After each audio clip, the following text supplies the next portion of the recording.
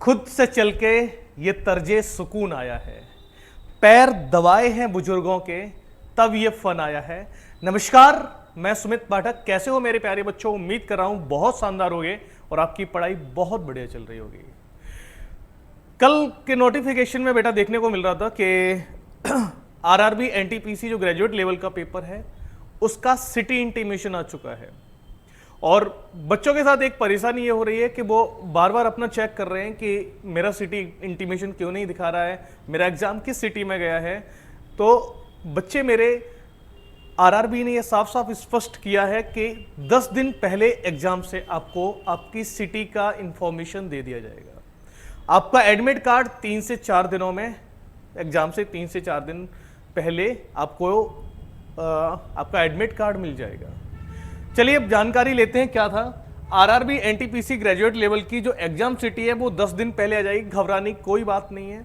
अभी सिर्फ 5 तारीख और 6 तारीख का जिसका एग्जाम है उन बच्चों का सिटी इंटीमेशन दिखा रहा है। एग्जाम जो था 5 जून से लेके 23 तक था, लेकिन एक दिन उन्होंने बढ़ा दिया है। शायद कोई छुट्टी उट्टी पड़ रही है, ऐसा बच्चों का कहना है, और मतलब कि ईद का कुछ छुट्टी हो रही है, शायद उसकी वजह से एक दिन बढ़ा दिया है। अगर मैं अप्रॉक्स लेके बात चल रहा हूं तो करीबन मेरे पास 15 से 16 दिन एग्जाम होना है और 48 शिफ्ट में अप्रॉक्स मान के चल रहा हूं। वो कम से कम या थोड़ा बहुत 1-2 शिफ्ट ऊपर नीचे करेंगे, 48 शिफ्टों में पेपर होना है। एडमिट कार्ड जो है वो 3 से 4 दिन पहले आ जाएंगे। बेटा यहां पे सिलेक्शन होने की संभावनाएं ज्यादा बढ़ जाती हैं। आप ये मान के चलो अगर 45 प्लस 20 शिफ्टें होती हैं तो इसके अंदर नॉर्मलाइजेशन एक अच्छे लेवल का होता है। 10 से 20-22 नंबर तक का हमारा नॉर्मलाइजेशन हो जाता है। ठीक है, अब बात करते हैं जो बच्चे है ना अपना सिटी देखना चाह रहे हैं, तो वो जैसे ही लॉगिन करेंगे, चलो मैं आपको एक लॉगिन करके दिखा दे रहा हूं किस तरीके से लॉगिन करना है आपको।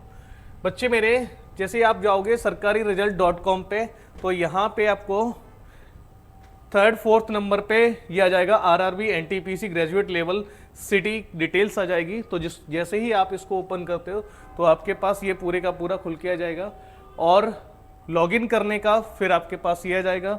उसके बाद मेरे बच्चे, एक बच्चे का मैंने लॉगिन करके देख लिया है, लेकिन मैं आपको ना उसकी डिटेल्स नहीं दिखा सकता हूँ। ओबीसी क्लेमियर का है, उसका सिटी जो है वो आगरा गया, उत्तर प्रदेश का है वो बच्चा। 5 जून को यानी कि जिस दिन पेपर शुरू होना है उसकी पहली शिफ्ट में उसका पेपर पड़ गया है। ये देखो लक का खेल होता है, उसको बेचारे को अभी पता ही नहीं होगा पेपर किस तरीके का आने वाला है। रिपोर्टिंग टाइम और गेट क्लोजिंग की सारी बातें हम डिटेल में करने वाले हैं।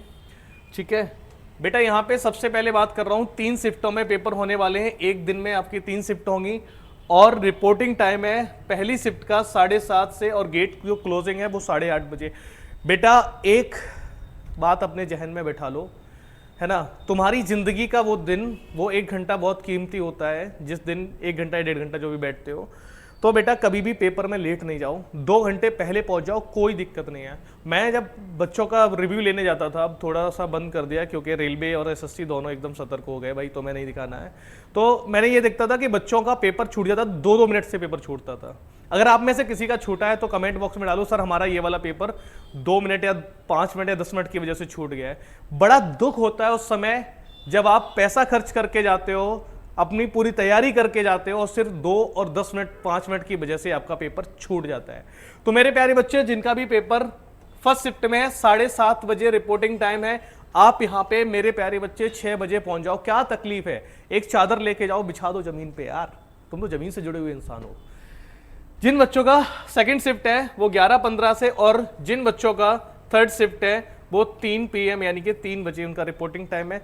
गेट क्लोजिंग का ध्यान रखना बेटा, ये लोग ना बिल्कुल भी तुम्हारे साथ रियायत नहीं देते हैं। गेट बंद तो बंद, फिर आप चाहे कितने भी सिफारिश लगा लो, कुछ भी कर लो, ये गेट नहीं खोलते हैं। ठीक है, आपका पेपर 9 बजे शुरू हो जाएगा फर्स्ट शिफ्ट वालों का, सेकंड शिफ्ट वालों का 12:45 पे और थर्ड शिफ्ट वालों का 4:30 बजे। एग्जाम जो ड्यूरेशन है वो आपकी 90 मिनट है और एग्जाम में आपके 100 क्वेश्चन आने वाले हैं।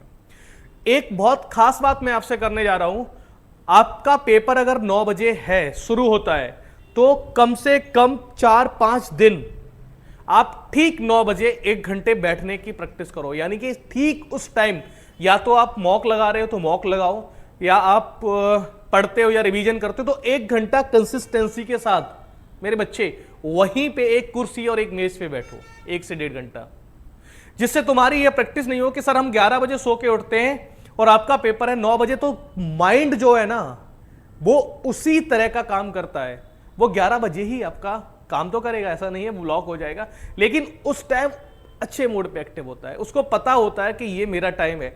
बहुत सारे बच्चे आपने देखे होंगे कहते होंगे सर हम रात में पढ़ते हैं, रात में हमारी पोटेंशियल अच्छी आती है, वो इसलिए आती है कि आप उसके यूज्ड टू हो गए हो। मेरी बात समझ रहे हो? तो जिन बच्चों का 4 बजे 4:30 बजे पेपर शुरू होना है, तो आप 2 घंटे 1.5 घंटे एक कुर्सी एक मेज के सामने बैठ के एक पेन और कॉपी दे के देखो, और 2 घंटे आप वॉशरूम तक के लिए मत उठिए, ये चेक करके देखो। मैं लिटरली बता रहा हूं बेटा, आपका ये जो फंडा बता रहा हूं ना, ये 100% आपके काम आएगा। आपको उस टाइम ना तो नींद आएगी, ना उबासी आएगी, ना थकान महसूस होगी, और उस 1.5 घंटे आप अपना फोन भी साइलेंट करके छोड़ दो। कमेंट बॉक्स में जाके भर भर के ये बताओ कि आपका एग्जाम किस सिटी में, या मेरा सर दिखा नहीं रहा, इस तरह के आप कर सकते हो। तो मैं आपके लिए उस तरह का एक ना कोई शॉर्ट या वीडियो बनाता रहूँगा।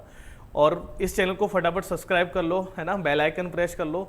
हमारी और आपकी मुलाकात डेली हो जाती है किसी न किसी टॉपिक को लेके, तो आपके पास एक नोटिफिकेशन पहुंच जाएगा और अच्छा लगता है आपसे मिलके। ठीक है, थैंक यू, जय हिंद, bye bye, take care, love you all.